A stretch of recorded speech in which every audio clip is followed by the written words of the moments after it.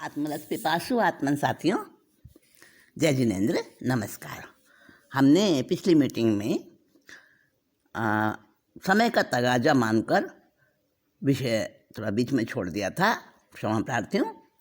उसी विषय को आगे बढ़ाते हैं, जिसमें हमने उत्तम मनुष्य कैसे होते हैं, उनका स्वभाव क्या होता है, उसकी बात समझी थी, और मध्यम मनुष्य का स्वभाव भी समझा था।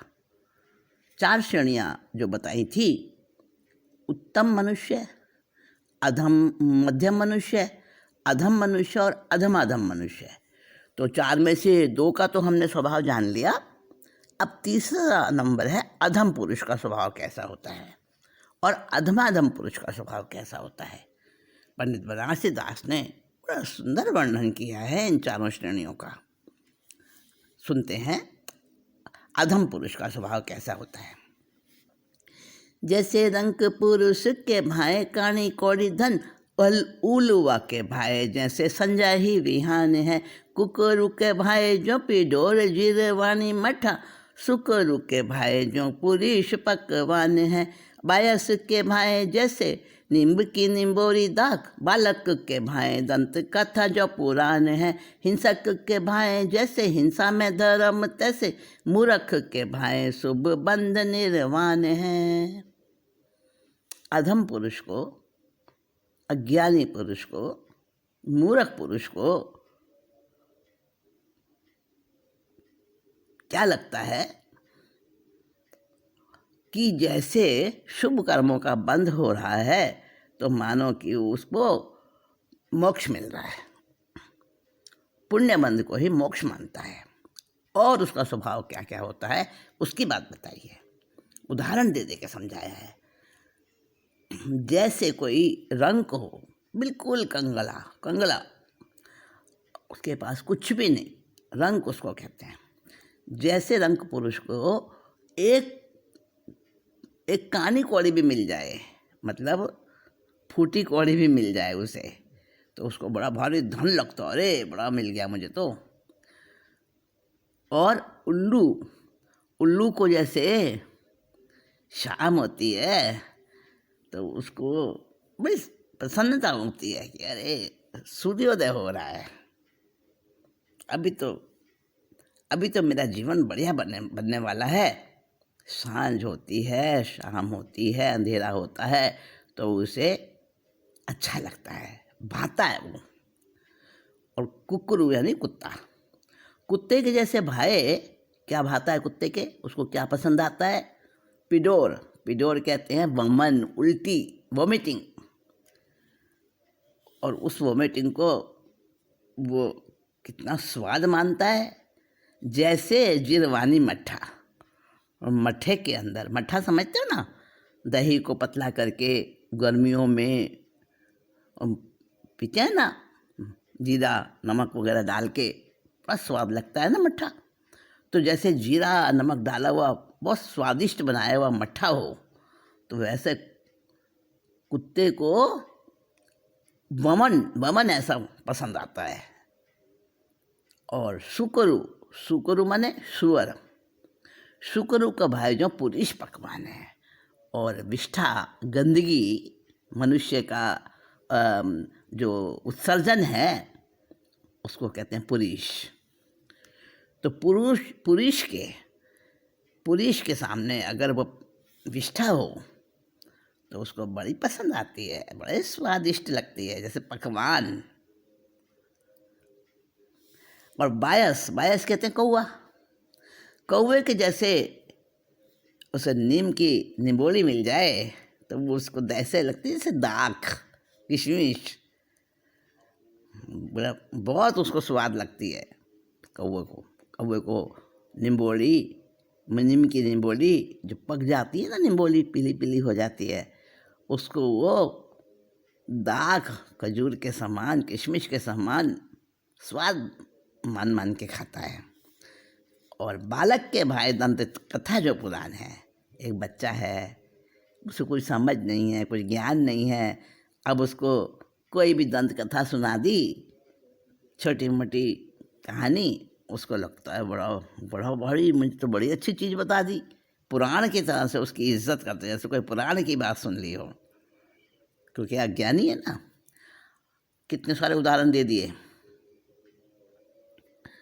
एक रंक पुरुष का, दूसरा उल्लू का, तीसरा कुत्ते का, चौथा शुअर का, पांचवा कौवे का और छठा बालक का। 6 उदाहरण दे दिए। अब उसको बता रहे हैं, 6 उदाहरणों को घटा रहे हैं मूर्ख के ऊपर, अधम पुरुष के ऊपर, कि जैसे ये सारी बातें बताई हैं उसी प्रकार से हिंसक के भाई जैसे हिंसा में धर्म हो तैसे। 7वां उदाहरण और दिया है, जैसे कोई हिंसक मनुष्य हो और वो हिंसा में उसे धर्म प्लस अच्छा लगता है, वो हिंसा में ही मगन होता है। जैसे समझो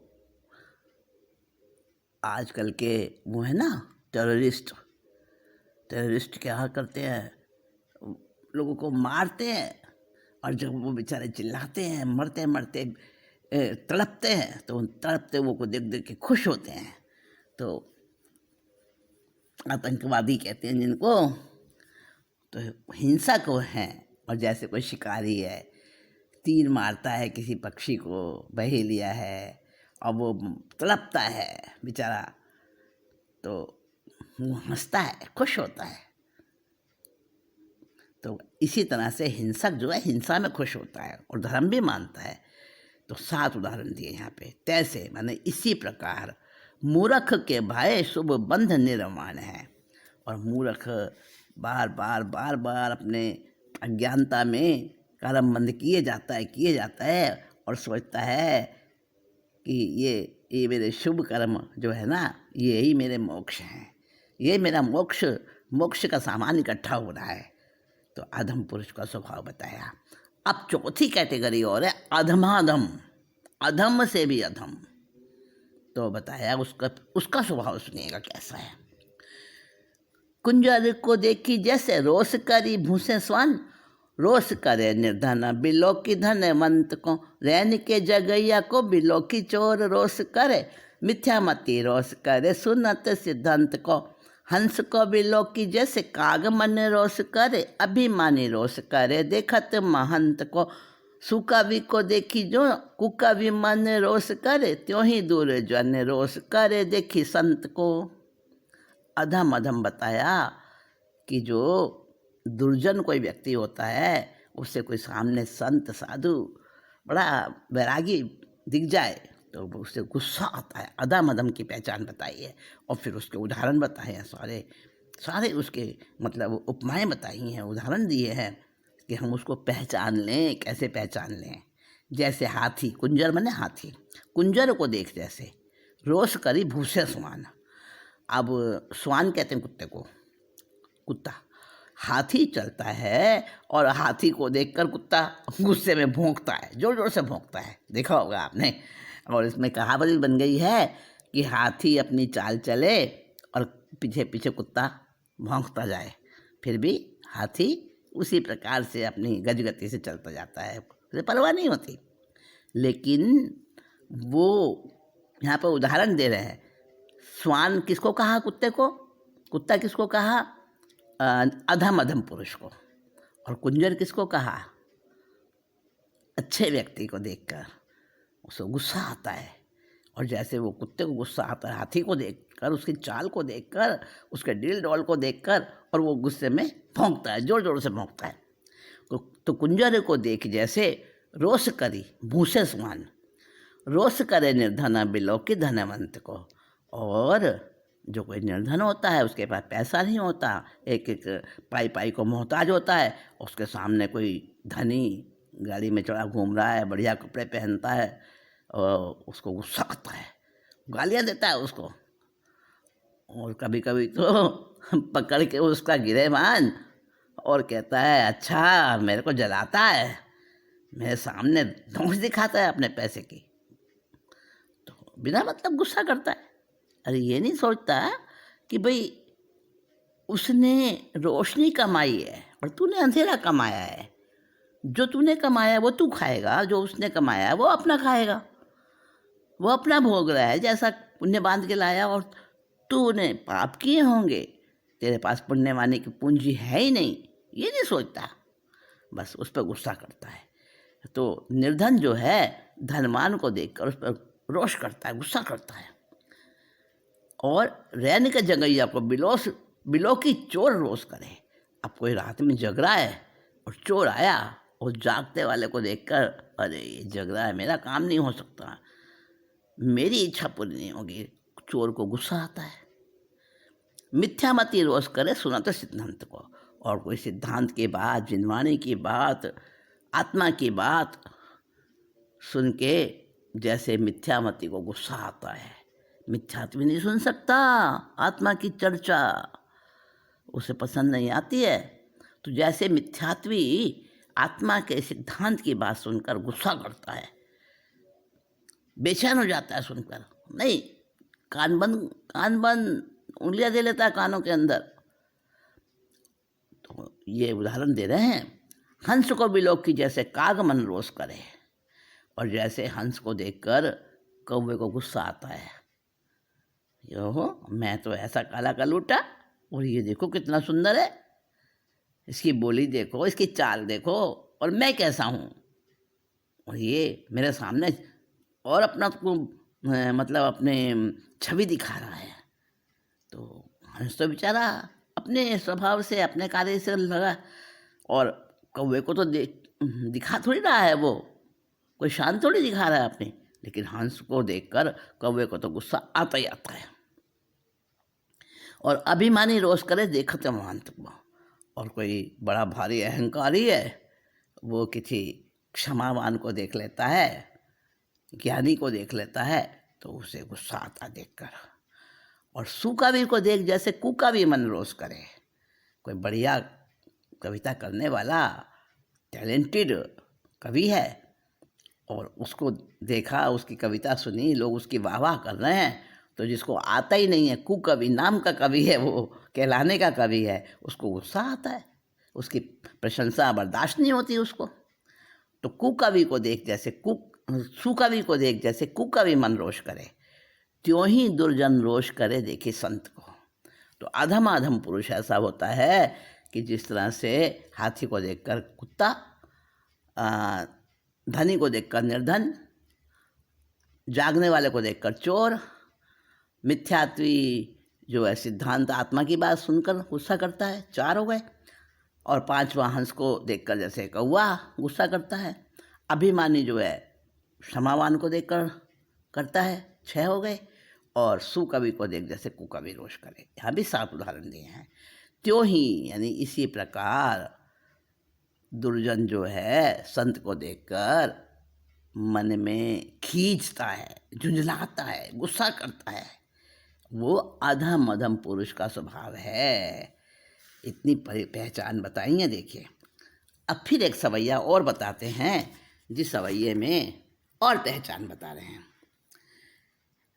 सरल को सठ कहे, वक्रता को ढीठ कहे, विनय करे तासो कहे, धन्य को अधीन है।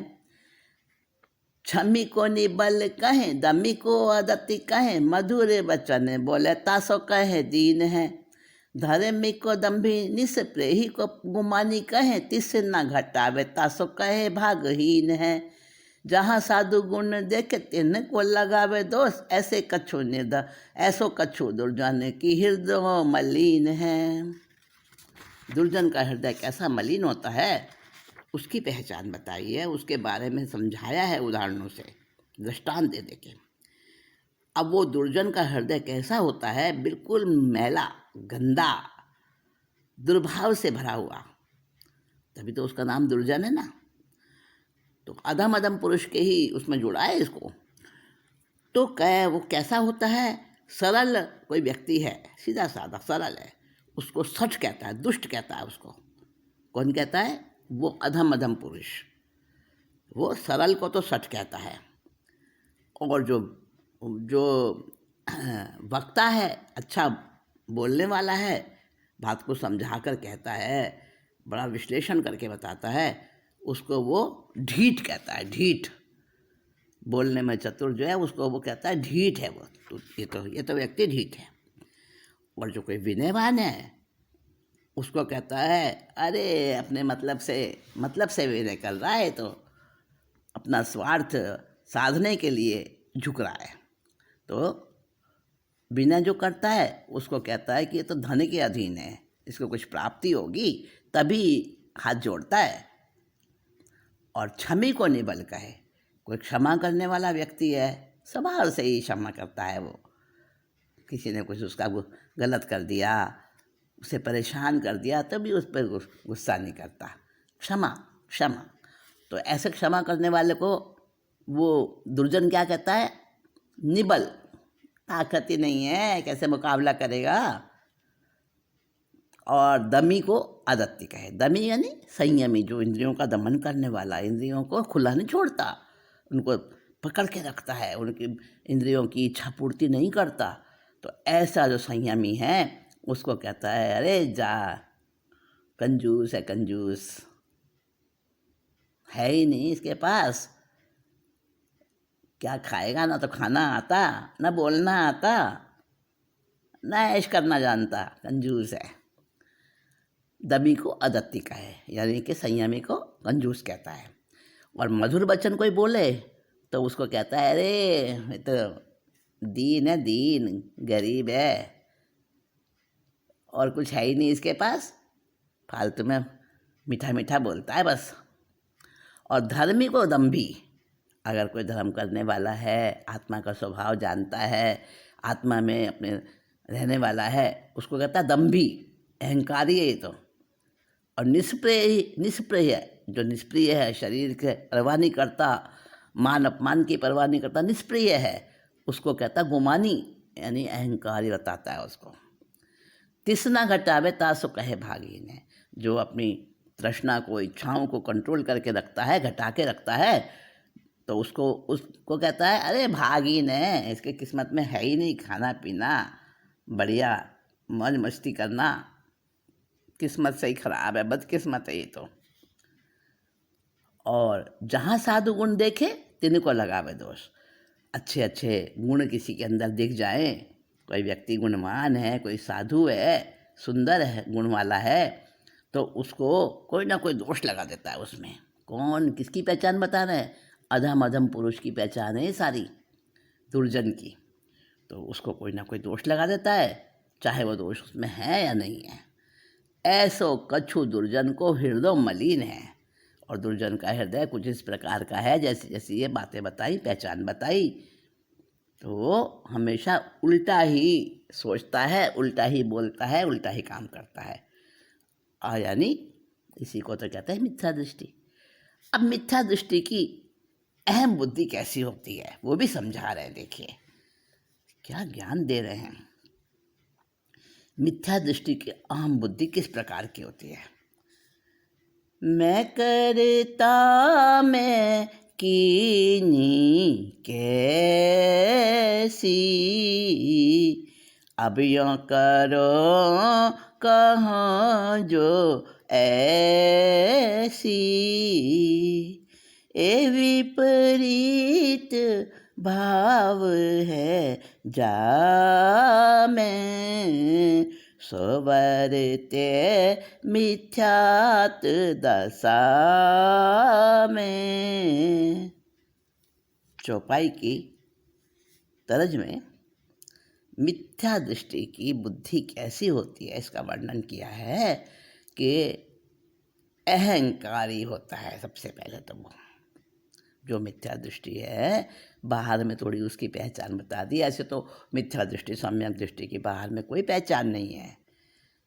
अगर हम पहचान करने जाएंगे तो अपने को ही दोष लगता है, कर्म बंधन अपना ही होगा, क्योंकि असत्य है वो बात। हम ज्ञानी तो है नहीं, तो हम तो अपनी तुच्छ बुद्धि से, क्षुद्र बुद्धि से ही पहचान करेंगे। अनुमान प्रमाण में गलत भी हो सकता है।